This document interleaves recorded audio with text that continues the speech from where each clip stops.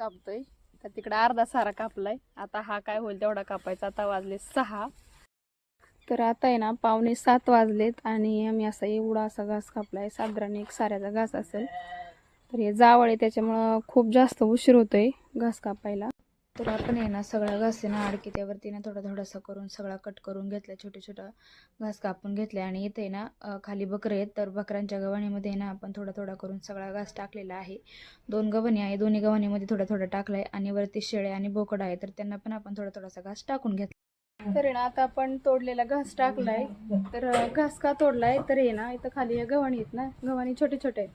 तर या गव्हाणीमधून आहे ना घास ते खाताना खाली पडतो. त्याच्यामुळे ना घास तोडून टाकलाय आणि आता आपला चाऱ्याचं काम आता उरकलंय. तुम्ही बघू शकता पाठीमागं किती अंधार पडलाय. आता यांना अजून रतीब टाकायचं राहिलं. एवढं खाऊन झालं की त्यांना रतीब टाकायचा. तोपर्यंत आता मला स्वयंपाक बनवायचा आहे.